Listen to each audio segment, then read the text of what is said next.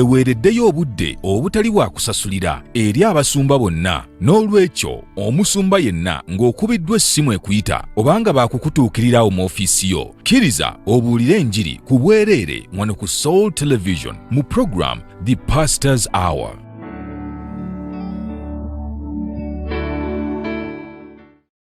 Haleluya, Mukama yeebazibwe nnyo. Amannya gange nze Gladys Mukaabya okuva mu Lusanja Redeemed Church.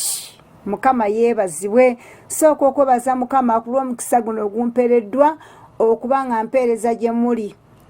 Oyo Katonda yakikoze okuba nga nsobola okuweereza gye muli. Era nsooka okwebaliza ddala Omusumba Pastor Bujingo Mukama olw'okumusobozesa otuwa omukisa ogufaananako bwe gutyo okubanga tuweereza gye muli. Si kyangu, nakyo kituwaala ssaala n'osaba Mukama n'ogenda okulanga Mukama aguddewo oluggi n'aluggula.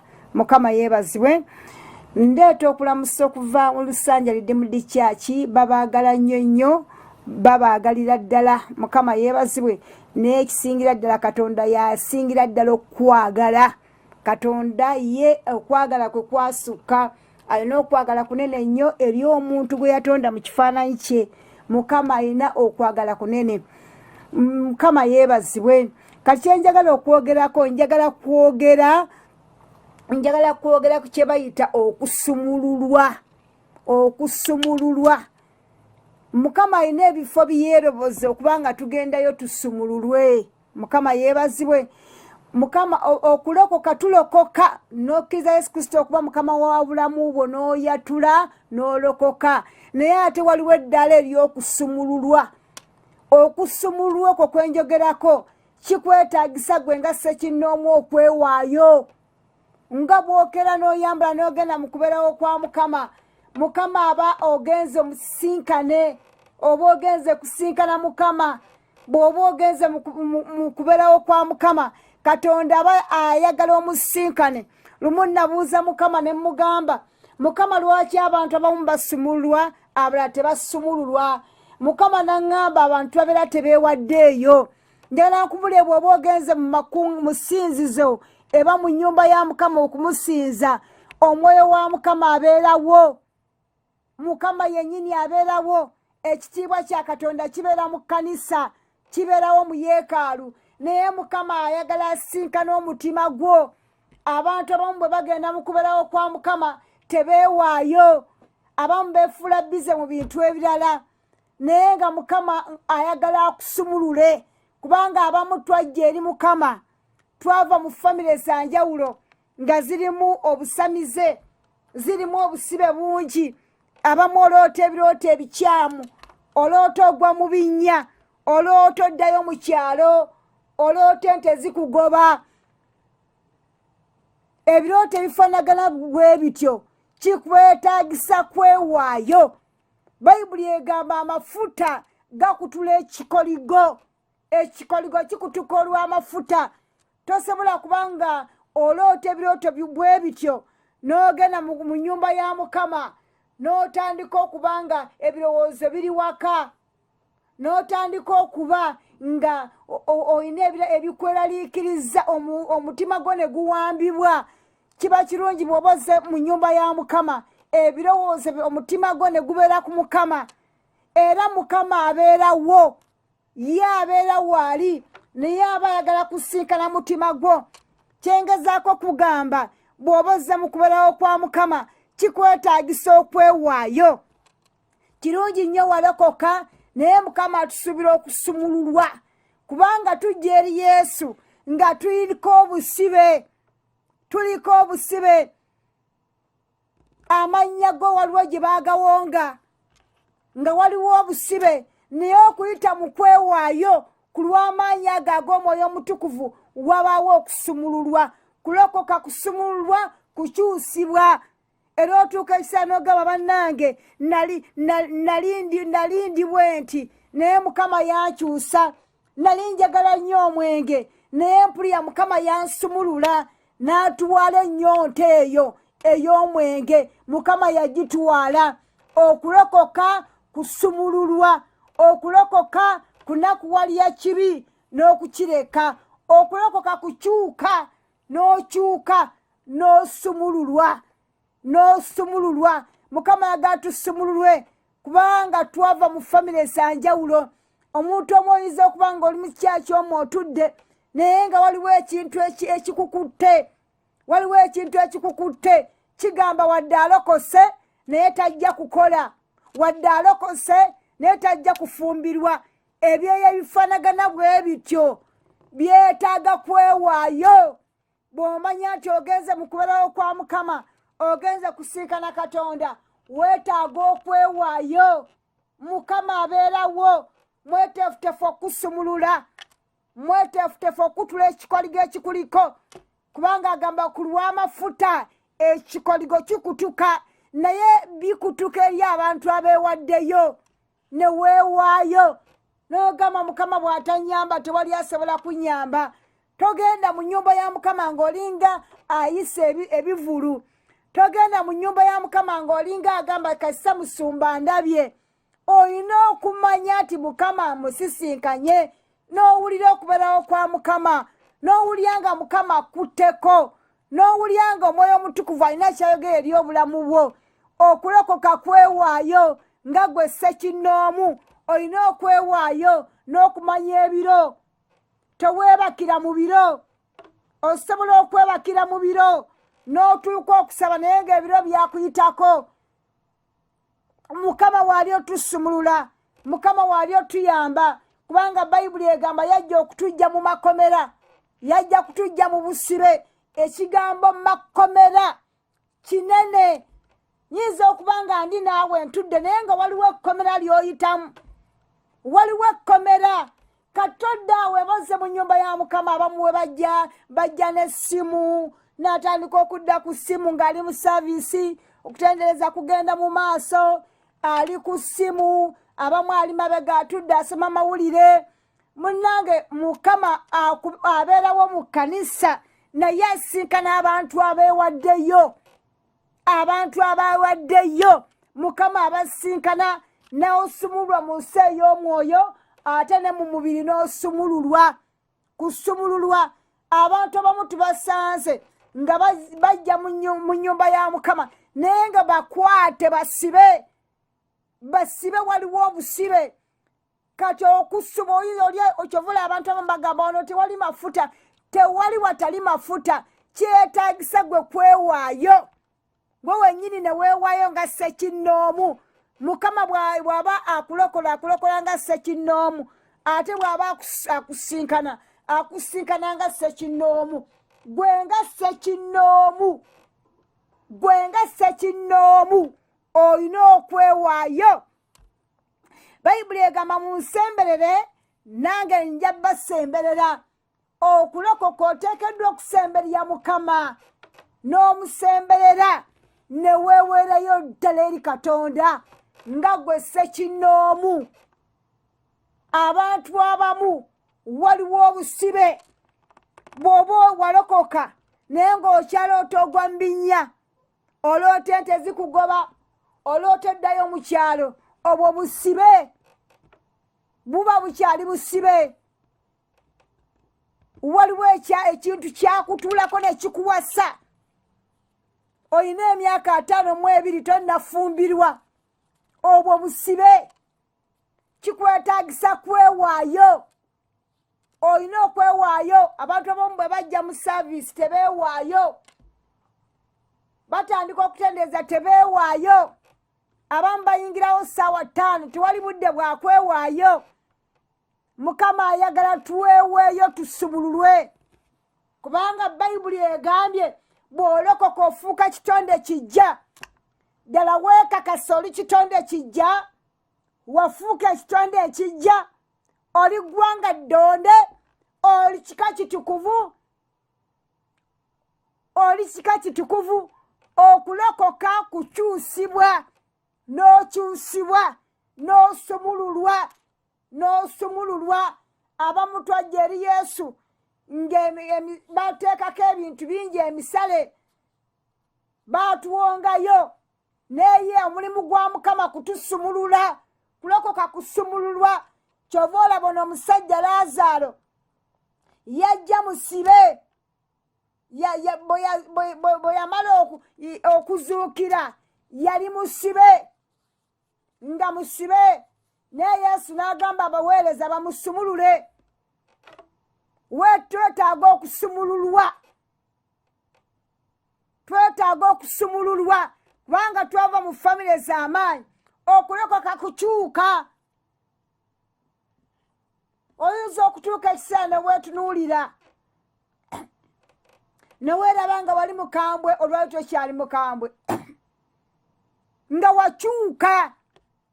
Wali oyagala nnyo okunywa sigala, olwali tokyasobola kunywa sigala, wakyuka. Okulokoka kukyuka. Okulokoka kunakuwalira ekibiina kukireka, n'okinakuwalira ate n'okita. Kwoza byambalo ne bitukula. Mukama atusiba twoze ebyambalo bitukule.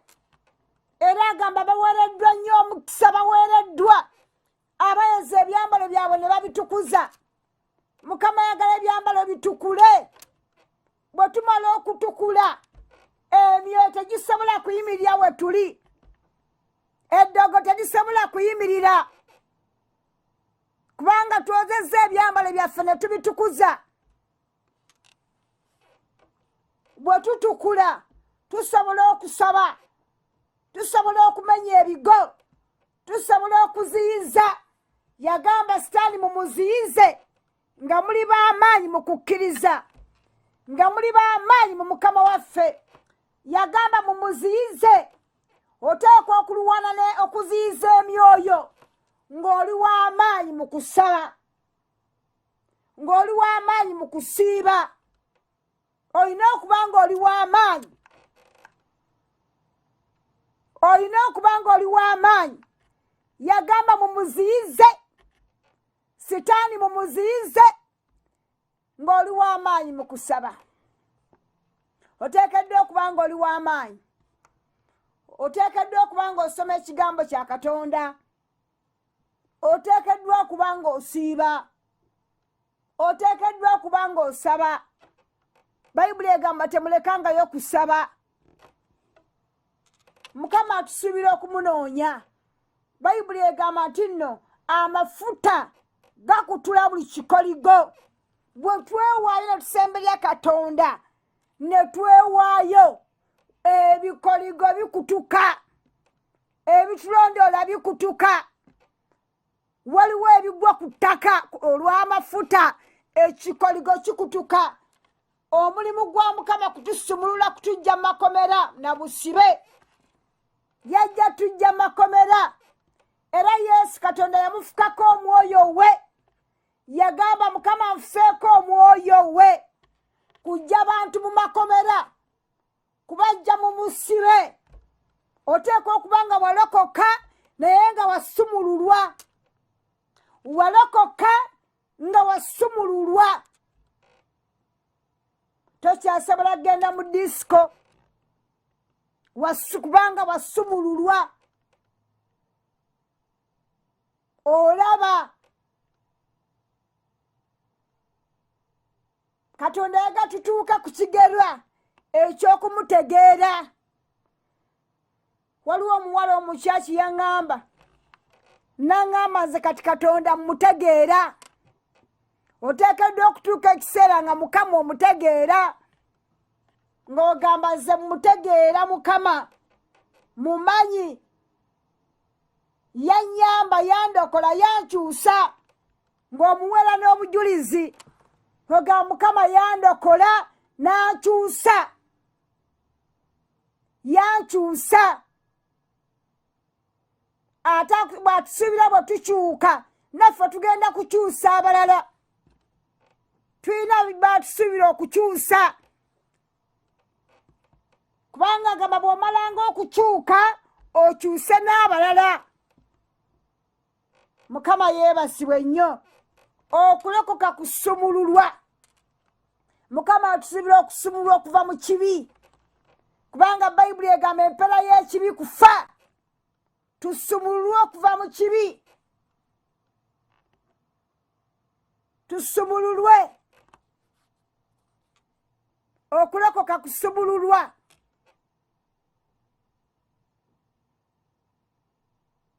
okulokoka kusumululwa. Yesu yajja tusumulula gwe mulimu gwe. Era agamba Omwoyo wa Mukama Katonda ali kunze, kubanga Mukama afuseeko amafuta okubuulira abawombeefu ebigambo ebirungi. Ebigambo birungi. Kyantumye okusiba abalina emitima egimenyese okulangirira eddembe ly'abawambe. Katonda yamutuma asibe emitima egumenyese. Oyinza okuba nga omutima gwo gumenyese, naye waliwo amafuta agasiba omutima gwo. Waliwo amafuta agasiba omutima gwo. Waliwo amafuta agatunga omutima gwo ne gutereera. N'agamba nti ogumenyese okulangirira eddembe ery'abawambe. Mukama atuyise okulangirira eddembe ery'abawambe. Oyinza okuba nga wasibibwa mu nsi ey'omwoyo, olaba emikono misibe. Emikono misibe. Naye Mukama atuyise tulangirire eddembe ery'obuwambe, ery'obusibe bukute. Oteekeddwa okuteebwa. Olina okuteebwa. Olina okuwangula mu nsi ey'omwoyo. Olina okuwangula ebirooto ebikyamu mu nsi ey'omwoyo. N'owangula agalooto agabi mu nsi ey'omwoyo. N'otuuka ekiseera tokyalaba birooto byakugwa mu binnya. Tokyalaba bintu bikwebakako kiro. Kubanga ebyoyo bwe bikukozesa bikulemesa okufumbirwa. Kyovula kikwetaagisa okugenda okufumbirwa nga wasumululwa. Weetaaga okugenda okufumbirwa nga wasumululwa. Kubanga oluusi bw'ogenda mu maka ng'oliko ebintu ebyo ebyoyo ebyo ebikukozesa nga bikyaliwo, biyinza otuuka mu fumbo n'omwami ne bimutta. Olina okunoonya Katonda ne weewaayo n'osumululwa. Yesu yatugamba temulekangayo kuŋŋaana. Bwe tukuŋŋaana, Omwoyo wa Mukama atusinkana mu ngeri y'enjawulo. Omwoyo wa Mukama atusumulula. Yajja otusumula tujja mu buzaaliranwa. Twakulira mu famire zaffe nga tulaba abazadde baffe waliwo ebintu bye bakola. Oluusi abalala balina obubbo, oluusi abalala balina abalongo, balina ebigali. Mukama omulungi yeebazibwe. Balina obusiisira manju. Twabirabanga nga babikola. Naye Yesu bye yajja otusumululamu. Byajja otusumululamu. Kyova olaba n'abaana baffe tetulina kubalaga bye twalaba. Abaana baffe batusanze tuli balokole. Tetujja kubalaga ffe bye twalaba era bye twayitamu. Ebyo Yesu byajja otusumulula. Era sisi ow'omulembe guno omwana wo kyemmanyi omukuliza mu Mukama. Omukuliza nga atya Mukama. Yesu yajja otusumulula mu busibe. Mu busibe. Ogamba nina eddiini yange n'ensabo liri manju. Yesu yajja otusumululamu tukyuke. Yajja tukyuke. Yajja tunakuwalye ekibi tukireke. Tukireke kubanga mutukufu. Oyinza kuŋŋamba kiwalokoka kituufu. Naye twetaaga okwekebera. Bayibuli egamba ayimiridde yeekuuma aleme okugwa. Mukama agatwekebere. Yatulekera Omwoyo Omutukuvu atuyambe. Kulokoka kusumululwa. Tusumululwa mu busamize. Mu bibbe eby'abalongo. Yesu yajja atusumulule. Katonda waffe tetumugattako mu katonda bulala. Kubanga mutukuvu. Katonda mutukuvu. Katonda waffe mutukuvu. Mutukuvu. Ate mazima meerere. era bayibuli egamba buli ffenna abamugoberera kitugwanira kitukakatako okumusinza mu mwoyo ne mu mazima kuba mutukuvu. Amazima bwe gabeera mu ffe, Mukama akka n'atusumulula, Mukama akka n'atuyamba, Mukama akka n'atukyusa ne tukyukira ddala, ne tukyuka. Katonda atusibira okukyuka okuva mu busibe. Agambye nti okulanga omwaka gwa Mukama gw'okukkirizibwamu n'olunaku lwe. Mukama yajja kutujja mu busibe, mu makomera. Oyinza okuba nga walokoka naye nga waliwo ekkomera ly'otambula nalyo. Waliwo ekkomera. Oyinza okuba nga walokoka ogamba naye bannange omwenge gw'akaveera gwannemeramu, akaveera kannemeramu. Yesu yajja otusumulula. Kulokoka kusumululwa.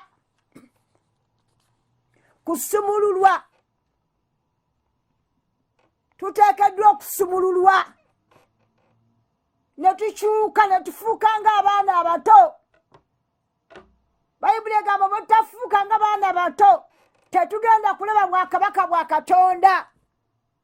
Obwakabaka bwa Katonda bwe tutafuuka ng'abaana bato tetusobola kulaba bwakabaka bwa Katonda.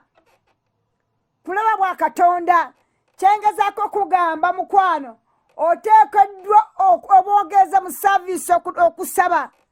Olina okwewaayo. Waayo omutima gwo, waayo obulamu bwo. Bw'oba tolokokanga, Yesu muwe obulamu bwo. Era oyinza okuba ng'oli eyo nga tokkiriza nga Yesu Kristo okuba Mukama w'obulamu bwo. Njagala oweeyo obulamu bwo. Kubanga Bayibuli egamba n'enjiri egenda kubuulirwa mu nsi zonna, egenda kuba mujulirwa. Essaawa zino zennyini osobola okuwaayo obulamu bwo, osobola okulokoka essaawa eno. Era nga ngenda okusaba, nsabaddemu ebigambo bino. Gamba nti ayi Yesu, olunaku lwa leero mpulidde ekigambo kyo, amannya gange gajja mu kitabo ekyokufa, ogawandiike mu kitabo eky'obulamu. Mukama nkwebaza kubanga ndokose era nsazeewo nenzikiriza Mukama waffe Yesu abe Mukama w'obulamu bwange. Mu kaseera kano ngenda kusaba ku budakiika buno bwesigazaayo. Njagala kusabako naawe wonna w'oli. Oyinza okuba oli mu kisenge kyo, oli mu ddiiro, oloota ebirooto ebibi, obusibe obulya waliwo obusibe, tokyasobola na kusaba, tokyasobola na kusoma Bayibuli yo, togisobola gisoma. Ngenda kusabako naawe amaanyi ga Katonda gakusinkane. Mukama akuwa amaanyi okusoma ekigambo kye. Mukama akuwa amaanyi okusaba.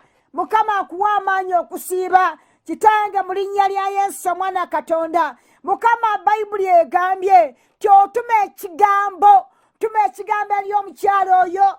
Tume ekigambo eri omwami oyo. Tume ekigambo eri omulwadde. Eri omukyalo anafuye nga waliwo obusibe, waliwo amakomera. Taata ntume ekigambo kya Katonda kibajje mu makomera, kibajje mu busibe, kibajje wonna wonna omulabe wakwatidde. Tume ekigambo kya Mukama kirina amaanyi, ekigambo nyondo. Kituma mu linnya lya Yesu okwesayesa ebibatambulirako, okwesayesa ebibanafuye okusaba, ebibanafuye okuŋŋaana, ebibanafuye okunoonya Katonda, ebibanafuye okwewaayo. Ntuma ekigambo kya Katonda kyaseyese buli Mukama kyataasimba mu bulamu bwo, kyataasimba mu bulamu bwo kiremererwe mu linnya erya Yesu omwana Katonda. Taata nangirira omukisa eri omukyalo oyo, nangirira okukulaakulana eri omwami oyo, nangirira omukisa eri abavubuka abatannafuna mirimu, nangirira emirimu mu linnya lya Yesu. Pita emirimu gyabwe era nsazaamu ebiro byabwe okuyitibwako. Tebajja kuyitibwako mu linnya erya Yesu, tebajja kuyitibwako mu linnya erya Yesu Mukama. Nejjosa mwenna abatadde mu maaso ga Mukama, mwenna abatalina mirimu, koowoola emirimu gyammwe mu linnya erya Yesu. Koowoola emirimu gyammwe mu linnya erya Yesu. Koowoola enkulaakulana zammwe mu linnya erya Yesu. Kubanga kyawandiikibwa, tunaabeera mitwe so si mukira mu linnya erya Yesu. Kulangirirako buli komera eribadde likutte liremererwe mu linnya erya Yesu. Okutya nga kubadde kukukutte kulemererwe mu linnya erya Yesu. Buli ekikukutte kiremererwe mu linnya erya Yesu. Weebale Omwoyo Omutukuvu kubanga owangula, ogenda kuwa obujulizi mu linnya erya Yesu Omwana wa Katonda omulamu.